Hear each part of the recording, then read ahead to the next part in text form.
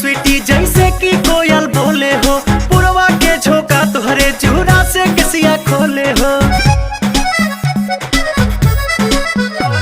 हर बोले लू sweetie sweetie जैसे कि कोयल बोले हो, पुरवा के झोंका तुहरे चूड़ा से कसिया खोले हो।